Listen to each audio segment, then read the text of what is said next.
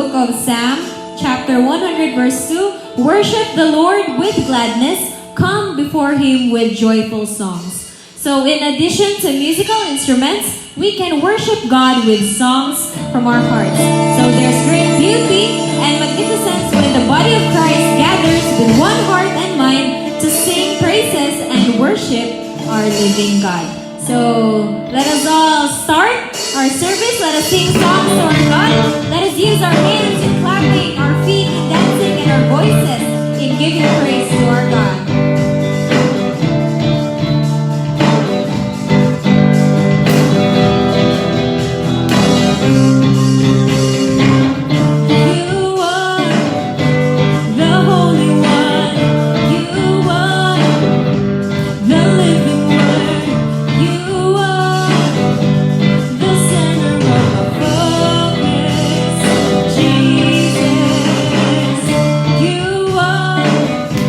The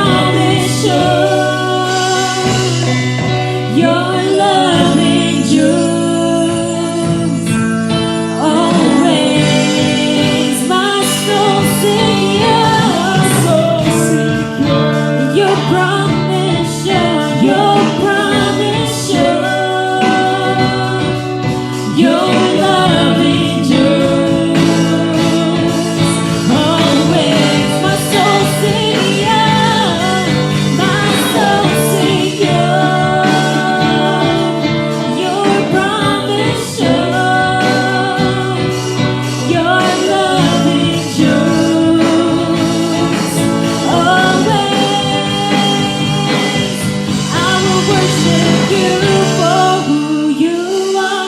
I will worship you for who you are. I will worship you for who you are, Jesus.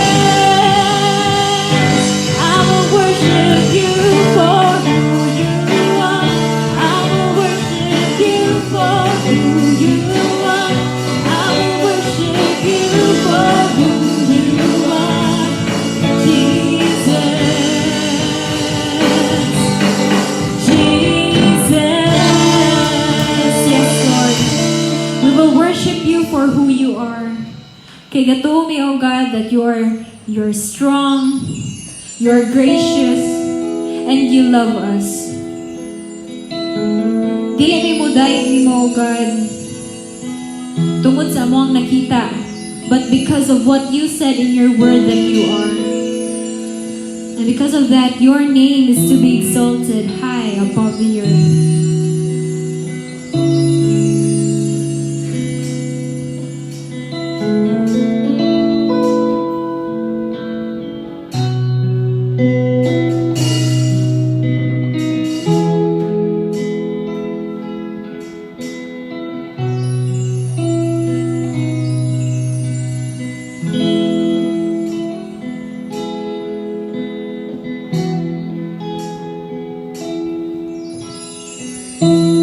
Exalted, the King is exalted on high. I will praise Him. He is exalted forever, exalted on high. I will praise His name. He is the Lord, forever His truth shall reign. Heaven and earth rejoice in His holy name. He is exalted, the King is exalted on high. He is exalted, the King is exalted on high. I will praise Him. He is exalted forever, exalted on high. I will praise His name. He is the Lord, forever His truth shall reign. Heaven and earth rejoice in His holy name. He is exalted, the King is exalted on high. He is exalted, the King is exalted on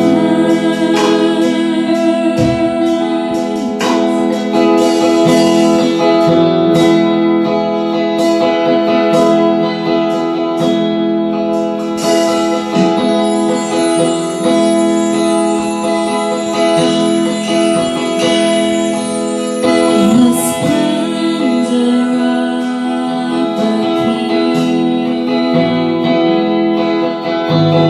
clothed in majesty, let all the earth rejoice, all the earth rejoice.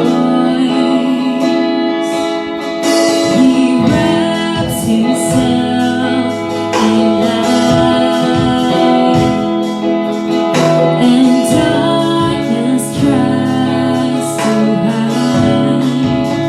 It trembles at His voice. It trembles at His voice. How great is our God?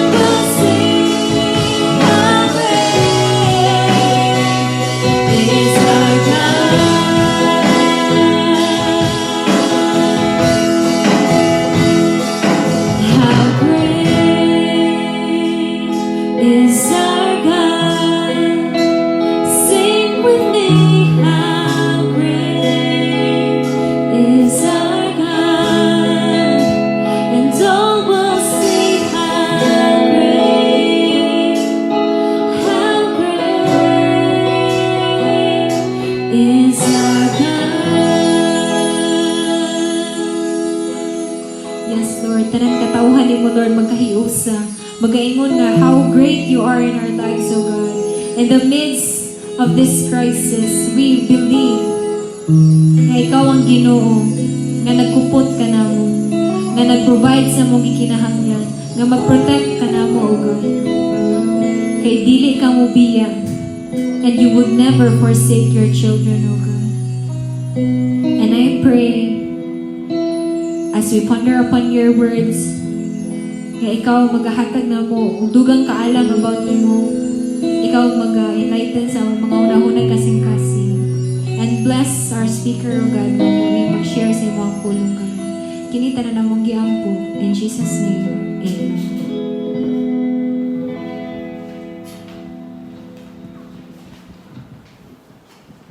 Daghang salamat, bless. Maayong hapon kanatong tanan. Nanasab kita alang sa ato ang midweek prayer meeting sa CG City Family Main. So, atong buhaton karon mao ang pagpamalandong sa pulong sa Ginoo.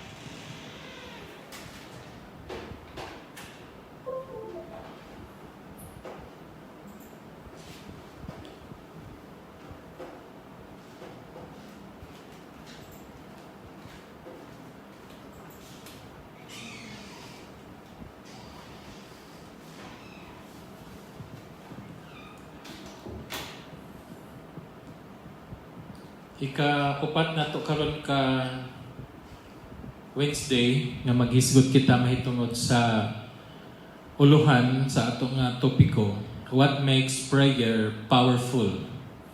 Unsa man ang buhaton para nga ang atong mga pagampo adunay gahom. Ika-upat na ni nato karon, but pasabot usa na ta kabuan nga usa ka buwan karon kita karon na maghisgot kita niini. Kining maong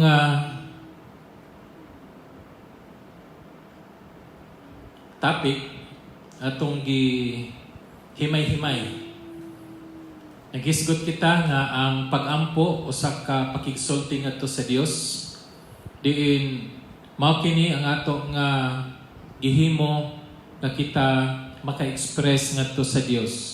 Kung kita doon natay troubles, kung kita kulangan sa paglaom, o ben kita adunay mga panginhanglan.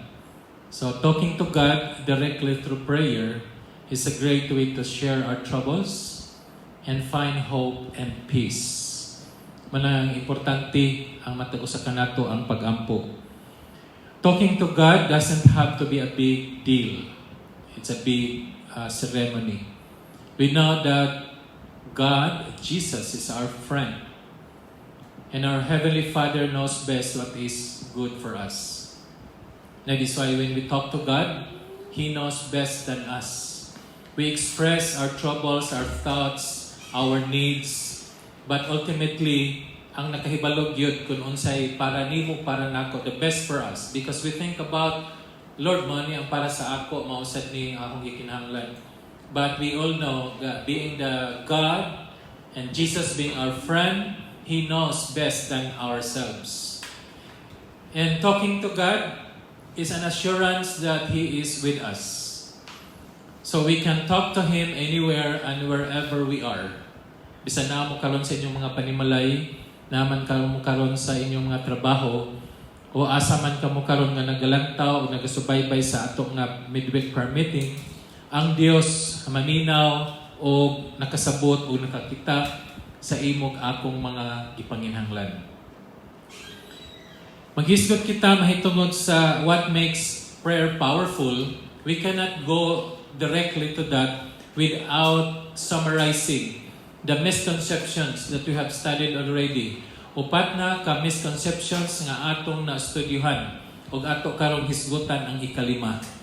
Agi sa pagbalik saysay, ang misconception number 1, it says here that prayer is powerful because many people are praying. Mani atong gitanaw, this is a misconception. Number 2, prayer is powerful because many people are not eating. This is prayer and fasting. And we know nga ang prayer and fasting mahimo ni siya nga atong lifestyle as Christian. Dili ni siya nga mag-prayer and fasting ta aron dunggon ta sa Dios, kundi part and parcel of our Christian life is prayer and fasting. So ang mga tao magunahuna nga tungod kay nag-prayer and fasting sila, powerful ang ilang mga pag-ampo. And that is misconception. Number 3, prayer is powerful because people pray repetitively. Mao kini ang gisgutan nga sige kag ampo, balik-balik ang mga pag-ampo, the same prayer day after day, 3 times a day, 7 days a week. Si Kristo nang iyang kanato dili ta manundog sa mga pagano nga balik-balik ang mga pag-ampo. Maorang pag-ampo nining orasa, sunod nga oras mao lang gihapon, sunod gabi mao lang gihapon. Sa akong ginaingon nga nag-ampo ta nga makita tong kabaw kay ning layas o nawala, pero sa itong mga pag-ampo repetitively wala din ha ang kabaw sa itong mga pag-ampo. And that is misconception number 3. Misconception number 4, ato na naisgutan sa last Wednesday. Prayer is powerful because of unbroken prayer chain.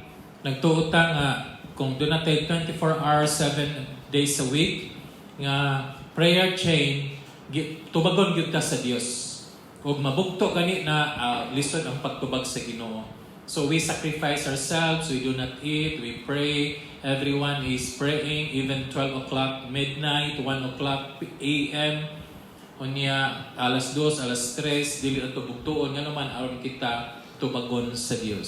So, kinsa na himaya, ikaw o dili ang Dios.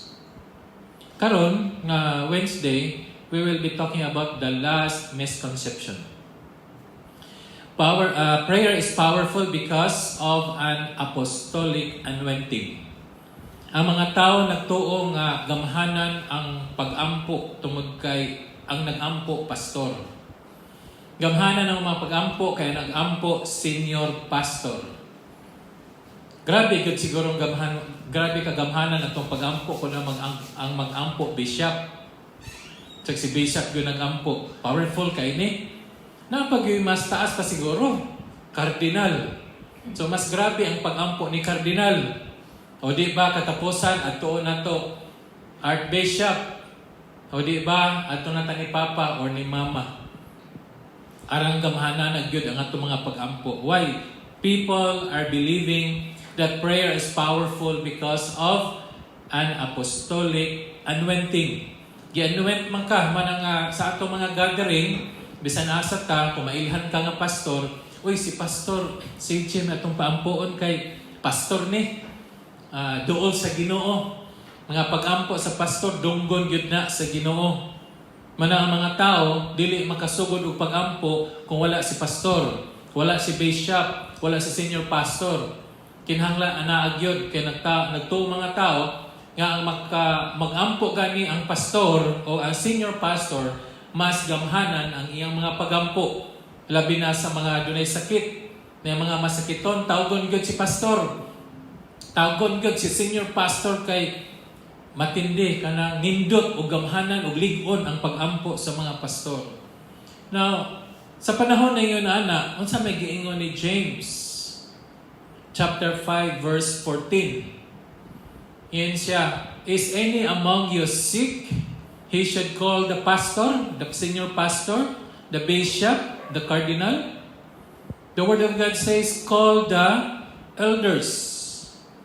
Call the elders of the church to pray over him and anoint him with oil in the name of the Lord. So, kinsay tawagon? Mga tiguang? Tanang mga tiguang sa simbahan, tawagon nato kay mao'y mag-ampo. The elders here refers to a mature Christian. Not necessarily nga ikaw tiguang na nga nasa simbahan nga sigig simba, ikaw na ang elder. Lahi ng senior citizenship sa atong edad. Ang giingon din ni James, call the elders. So kinsay gitawag kung panahon sa pag-ampo? The elders of the church. Tungod kay kining mga matured na nga mga Kristohanon, garabi na ang ilahang nahibal-an, ilang pagtuo o pag-ila sa Dios. Mauna nga bisan kinsa nga lalom na ang iyahang pagtuo sa Dios. Medyo taas-taas na yung eksperyensya ngadto sa Dios. Kini sila ang giingon nato nga elders of the church nga gitawag aron sila mag-ampo. So dili ni siya necessarily nga si pastor, si senior pastor, si bishop maoray makaampo kay powerful ang mga pagampo. Mao nang nahimo ni siya nga misconception tungod kay nagtuo maski ato mga members sa church nga kung si pastor gani mag-ampo gamhanan. Na kung ikaw ordinaryong membro sa simbahan, kung ikaw mosaka sa pulpit o mag-ampo, dili kaayo effective. Wala kaayo impact. Pero kung si pastor na gani may mosaka sa pulpito, niya maghimo sa pastoral prayer o mungadto sa mga may masakiton o mag-ampo, grabe gyud ang iyang mga pag-ampo ka-epektibo. Mao kana ang gitawag nato misconception. Pero dili sa nato i-discount nga sakto pa di ay ang pag-ampo sa pastor, wa na lang hinungdan, wala na jud say gahom. Dili. Nga to ikot pasabot ba nga dunay mga tao naghunahuna silang kaugalingon nga kung ang pastor gani mo'y moampo, gamhanan. Mao na nga dili moampo mga ordinaryong mga Kristohanon kay wala si pastor. Kinahanglan yun si pastor kay siya ra ang makaampo kay pastor dool manggugkas Ginoo. Na ikaw di ay layo ka sa Ginoo. Pila man ay kamitro si pastor ngadto sa Dios. Tapad sila, narabay social distancing. Mag-social distancing ka ngadto sa ato nga Dios, dili. So unsa man kalayo ka ngadto sa imong Ginoo? Usa ka kilometro? Manang ubang tao masi Kristohanon muhayat sa taas o may Ginoo. Dunggan ako asa ra ka. Gahuna-huna sila nga layo ang Dios. Naguna-huna sila nga habog ang Dios. O mo na nga ako pag-ampo kinahanglan kusgon. Kinahanglan nga kusgon nato itong mga pag-ampo. Kay kung hiner ang pag-ampo, di na madungog. Ang sa manay mong klase nga Dios, bungol. Kung sa mong klase nga Dios, 10 kilometers away, nga di makadungog o di makakita. Kikinahanglan gud nato musing kita aron kita dunggon sa Dios. Dili. So, dinhi sa bersikulo 14, ang tawgon sa mga pag-ampo labi na sa mga masakiton mao ang mga mature Christians nga naa sa iglesia. Well, kung na si pastor, okay lang. Kung na si bishop, why problema? Naay mga ansyano, why problema? Ang ato ang problema lang, kay kahuna-huna ka nga mas gamhanan ang pag-ampo ni pastor kay nimo nga naa sa iglesia. Ato nang tanang kalutang taon. Now, if the elders of the church were called to pray, kinsa man nga pag-ampo ang gitubag sa Dios. Whose prayer? Ingon sa verse 15 sa James chapter 5. And the prayer offered in faith. Pag-ampo ba sa mga elders? Pag-ampo ba nimo? Pag-ampo ba nako? The prayer offered in faith. Ang mga pag-ampo nga gihalad pinaagi sa pagtuo will make the sick person well. The Lord will rise him up. If he has sinned, he will be forgiven. Hato pa, dili ang pag-ampo sa mga ansyano. Dili ang mga pag-ampo sa mga pastor, senior pastor, bishop, or whoever you are. But ang tubagon ug makaayo sa usa ka masakiton mao ang pag-ampo nga gihalad pinaagi sa pagtuo. May sila nga ay dili kay ang mga pastor manggod, mga missionaries, mga workers, they are anointed by God. Kay anointed sila, grabe good pagtubag sa Dios sa ilang mga pag-ampo. Tanawa ra gud nato sa Old Testament. Refer din ta dito ni Elijah, ni Elisha, mga propeta, mga pari. Atong i-refer back dito nga sila anointed. O niya sila gamhanan o authorized ra gyud sila sa Dios nga moampo aron dunay kahimuan ang mga pag-ampo. igsoon og higala, kung maano imo pangunahuna, nagkinabuhi ka sa una pang panahon. Nagkinabuhi ka sa daan nga tugol. Nagkinabuhi ka sa daan nga pakigsaad sa Dios. Niya na ta karon sa bagong pakigsaad. So, tanaw na to sa bagong pakigsaad, kinsa ra may gianwen ang mga pastor, mga bishopra, senior pastor, mga workers, mas missionaries. 2 Corinthians chapter 1 verse 21 says, "Now it is God who makes both us and you." Kasi kasulti nini si Pablo. "Stand firm in Christ. He anointed us." Ang sulti ni Pablo ngadto sa Corinto nga gi-anoint si Pablo pati pa ang mga Kristohanon dito sa Corinto. So the anointing of the Lord naa sa tanan niyang mga anak. Kung ikaw gimatarong sa Dios, kung ikaw nahimong anak sa Dios, kung ikaw adunay Kristo sulod sa imong kasing-kasing, ikaw apel sa anointing. So dili ingon nga ang pag-ampo ni pastor kay anointed kaayo. Si bishop anointed ni kaayo mo ampo. Mao ni mo gawa sa tumagama ba usahay. Anointed ni sa Dios.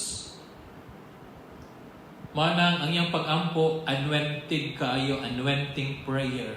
So mana nga maayo ang bakul, tubagon ka sa Dios. Ano man anointed siya nga tao. Ikaw nga dunay Dios sa imong kasing-kasing. Anointed ka dili. The misconception nga ang mga pastor ra, ang mga workers ra, ang mga missionary ra, ang dunay anointing gikan sa Dios, mao na nga ang ilang pag-ampo powerful. And that is misconception. Because you and I are anointed by God to perform His service. Ang mga pastor, mga workers and missionaries, lahi ang amoa nga call. Ang calling namo is to do our service, spiritual service. Mora ni nakalahi nato. Kamo wa mo'y calling for the ministry na ara mo din ha sa church. Kami nga mga pastor, mga workers and missionary, lahi ang pagtawag sa Dios namo for that position to do, to serve. But if you talk about anointing, kitang tanan anointed. Mana nga kitang tanan makaampo, dili lang ang mga pastor, apostol, bishop, cardinal, o arsobispo.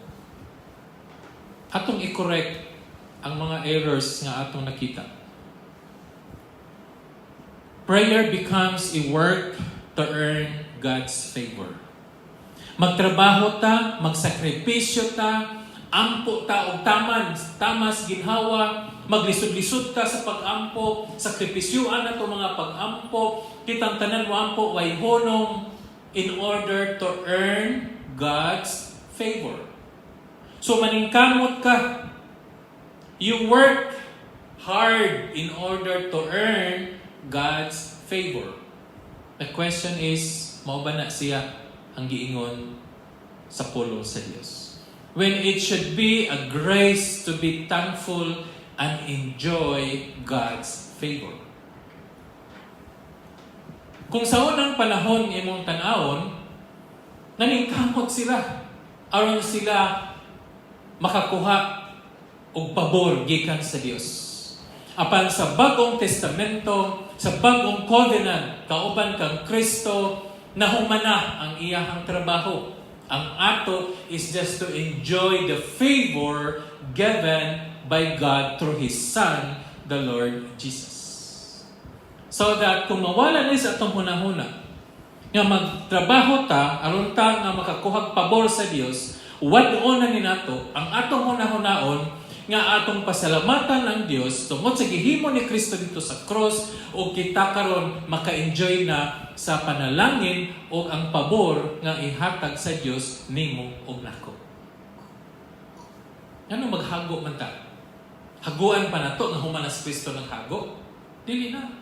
We need to enjoy the blessings. We need to enjoy the favor of God. So, mauna ang atong i-correct.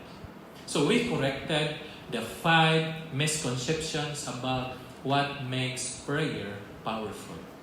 Now we are ready today to talk about what makes really prayer powerful. Sa madyo'y makahatag nato o ebidensya ng atong mga pag-ampo gamhanan. Number 1, there are 3 things that we need to look at, but today we will just see 1. First is the prayer of the righteous. Let's go back to James chapter 5 verse 16. Therefore confess your sins to each other and pray for each other so that you may be healed. The prayer of a righteous person is powerful and effective. Ang pag-ampo sa usa ka matarong nga tao, powerful and effective. Pila ka tao? Usa. It's a singular person. Wala sa minghag persons, neither men or man. Man and person is singular. So, panyon niya, the prayer of the righteous person, usa ka buok, powerful and effective. So, maski ikaw ra usa, mag-ampong ato sa imong Dios, your prayer, because you are righteous, is powerful and effective.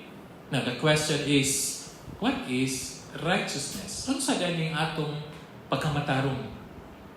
If a person is righteous, then his prayer is powerful and effective. There are 2 types of righteousness in the Bible. Let's take a look at righteousness in the Old Testament under the law. The righteousness under the law is earned by obedience. Kung mobalik ta sa daang tugon, ubos sa mga balaod ni Moses nga gihatag sa Dios, mahimo lang kang matarong kung imong tumanon ang mga balaod. Deuteronomy 6:25.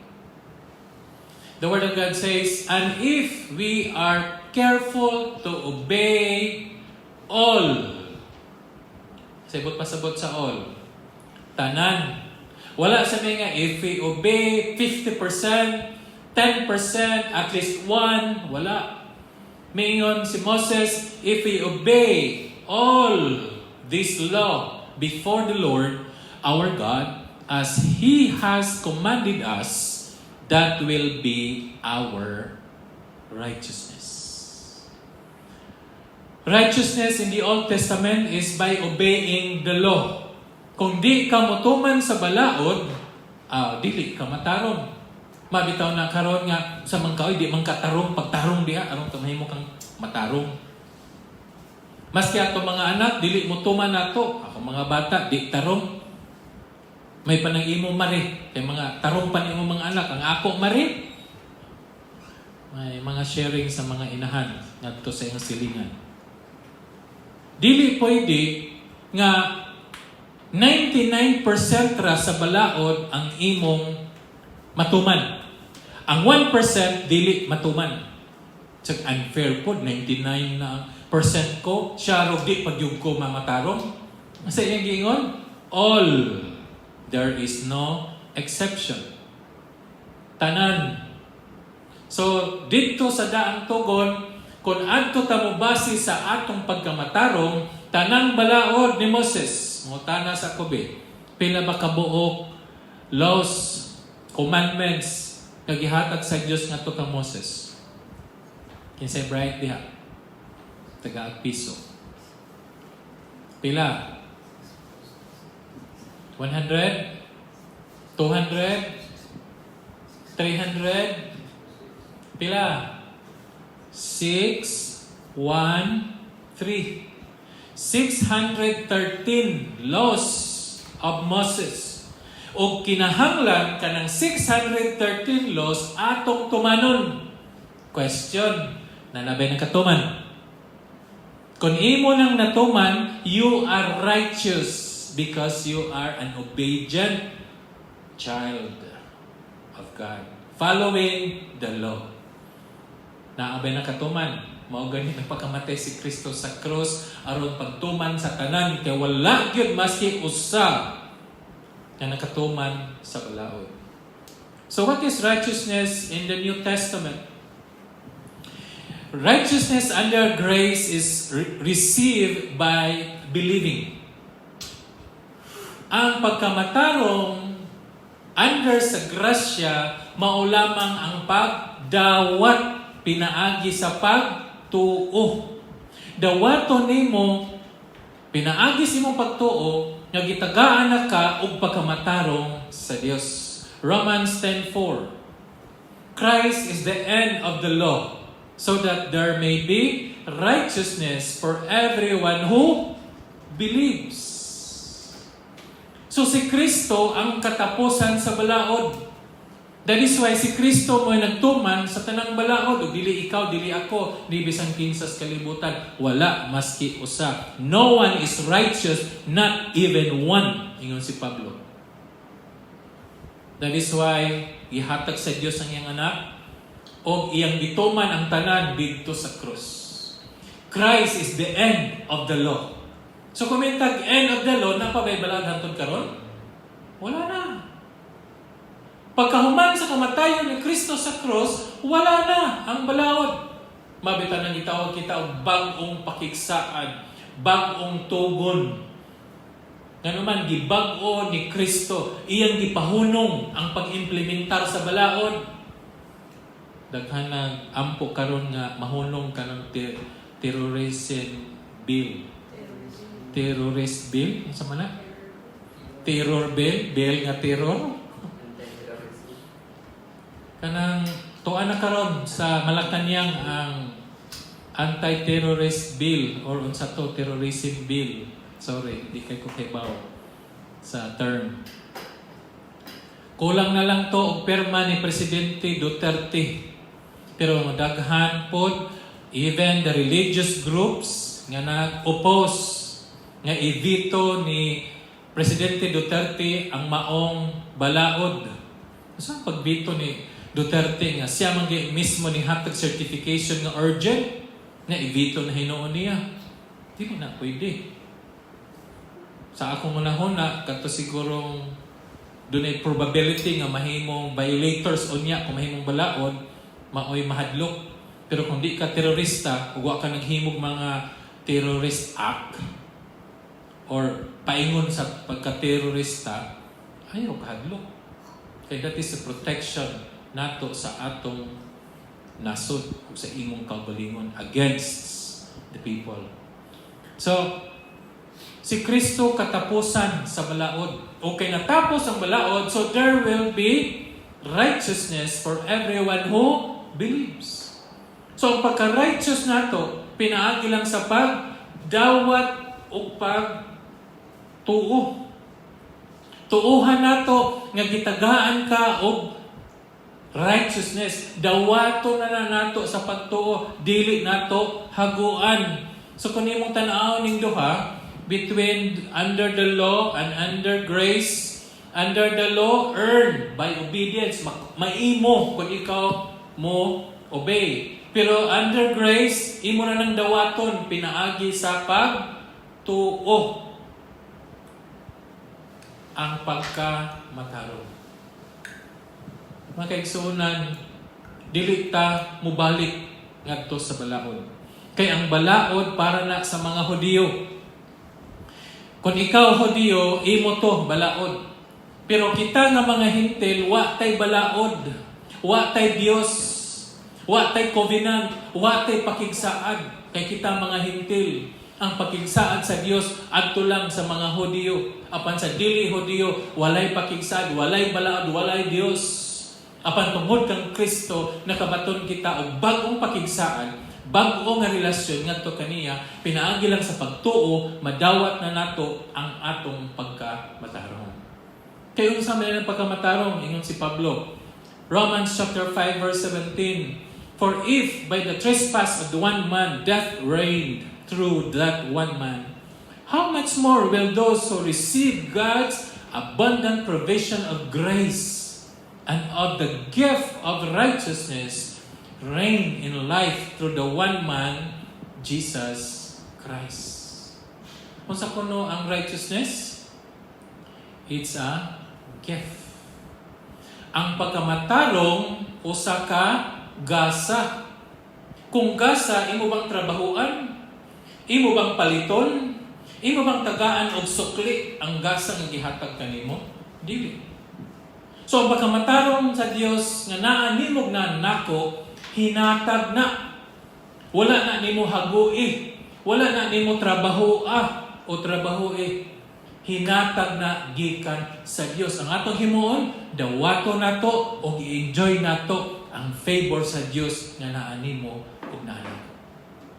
Ug mao kana kita gitawag kita og matarong nga tao.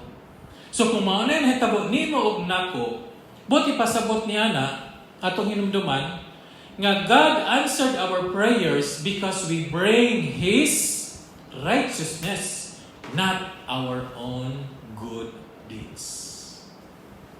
Kung sa atong pag-ampo, wa ta mga tus pag-ampo, aron ta magsakripisyo, aron himuon, nako'y trabahoon. Grabe ang akong pagpaningkamot sa pag-ampo, aron tubagon ko sa Dios. Dili. Wala ta moduol sa grasya sa Dios, pinaagi sa atong maayong buhat. Pinaagi sa atong maayong nga gihimo. But we draw near to the holy throne of grace, bringing the righteousness of Christ. Ang makita sa Dios, dili ikaw, kundi si Kristo nga naa sa mga tubangan. Ang iyang pagkamatarong mo'y makita sa Dios, dili ikaw nga naa sa luyok ang Kristo Jesus. Kagitagaan na ka sa pagkamatarong ni Kristo. Pero ang sige mo sa mga tao, others condemn that our prayers are not answered because we have sinned and not righteous. Di man ka matarong na tao, di ka tubagon sa Diyos. Wa man ka nagsakripisyo, di ka natubagon sa Ginoo. Kami, kaya ng prayer and fasting me, kami, kaya ng prayer chain me, daghan mi kaampo, grabe ang mga pag-ampo, overnight, grabe ang sakripisyo gihimo, gitubag mis Ginoo. Question is, kinsa man tong trabaho? Inyo, ila. Kinsa man nahimaya? Sila. Kay sila man ang nagtrabaho, sila man ang permitting, sila man nag-ampo, sila man nagsakripisyo, sila gahimo tanan, mao nang gitubag sila sa Ginoo. Ato pang ilang Dios.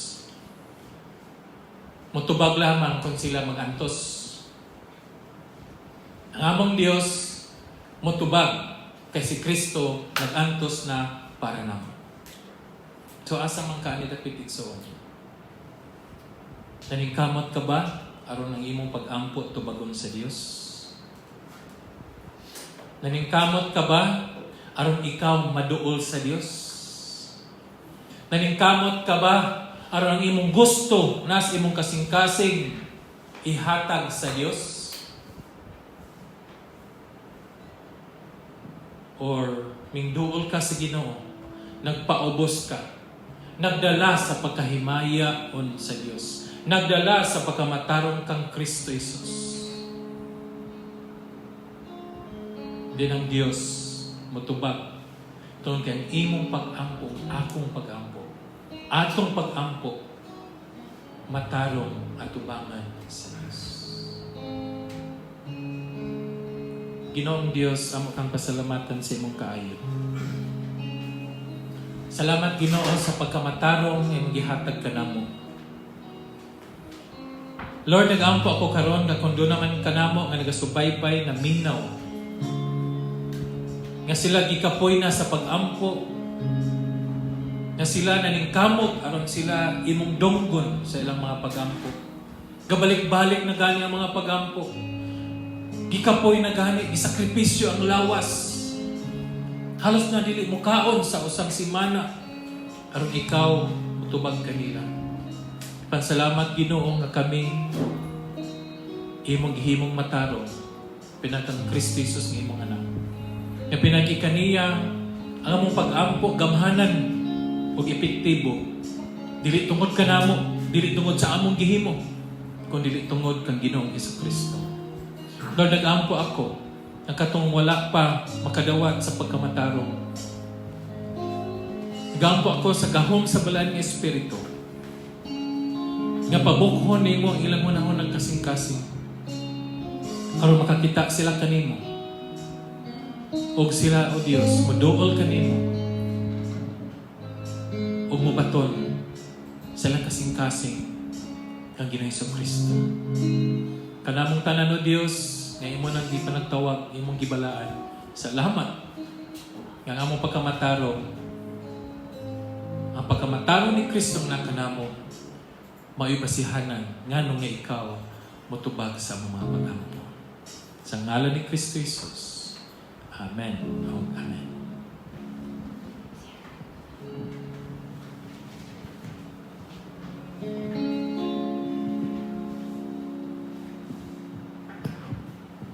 Salamat sa pulong sa Ginoo. Nasayod ko ang kitang tanan na panalanginan. So, learn na po ta. Maglahi na po about sa prayer. So, you're righteous because of the grace of God.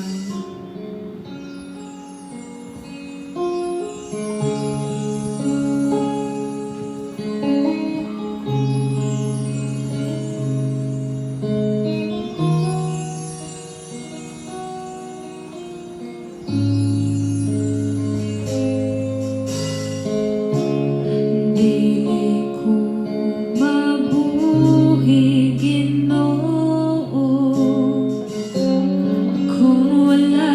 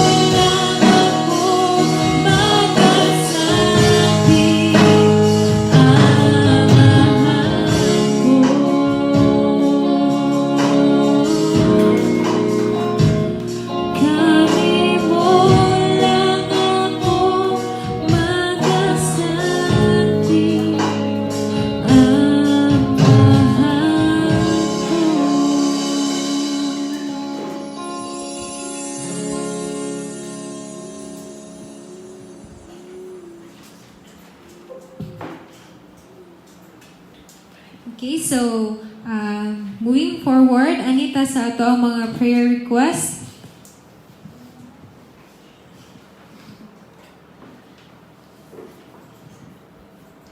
So, naatay mga prayer requests dinhi. So, ang atong style ani is we will read each slide and then we will pray. Then after we pray, let's move on na po to the next na slide. So, first, atong ibutang as priorities atong prayer list karon is ang COVID-19 nga pandemic. So, let us pray for the victims. So, those nga nag-positive or mga PUI or mga PUM. Let's also pray for our frontliners, our law enforcers, the executive branch head by PPRD, legislative branch or the Congress or Senate, and the provincial, municipal, and barangay officials. So, muna sila ang mga tao nga kanang konjud mo'y naglihok sa tanan ang atong pagabuhaton sa COVID-19 nga pandemic. So, they are exposed. So let's pray for them. Labi na po sa itong mga victims kay nagkadaghan ang atong cases every day. So in a week, mga thousands ang madugang sa nag-positive. So let us pray together para ani nila. Let's pray.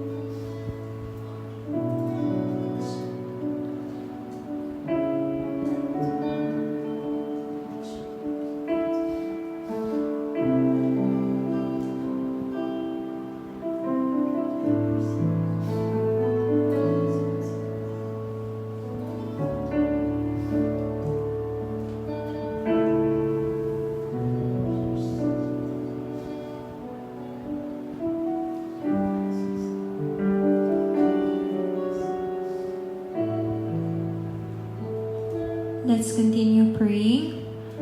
Sa next na to na priority is the effects of the quarantine. So, number 1 dyan is unemployment. Next is the businesses, our stranded travelers, our returning OFWs, and of course, our food supply. So, muna ang mga epekto sa quarantine karon nga need na to tugunan o pag-ampo.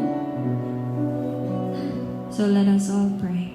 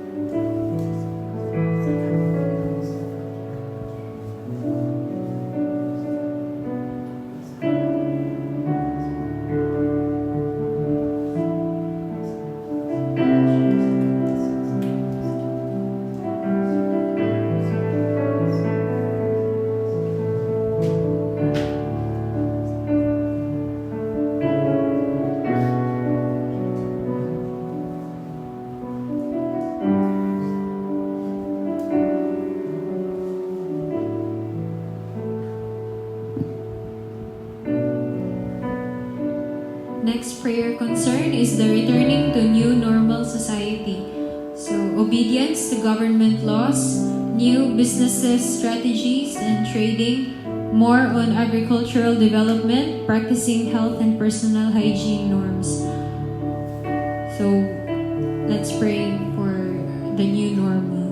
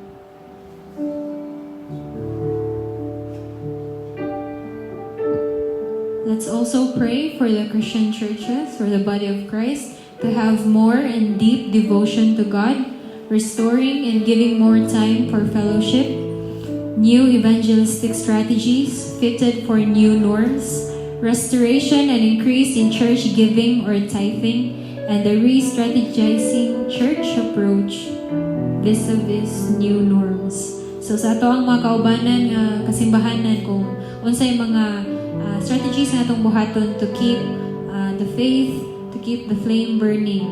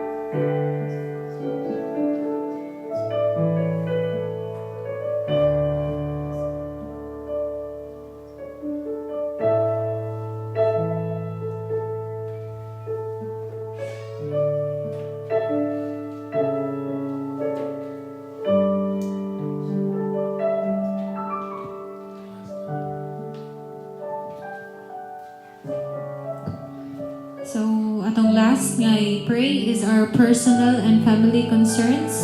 So, sa kinsa man na ay mga concerns sa ilang family or even you yourself. So, let us all give time to pray to that ourselves.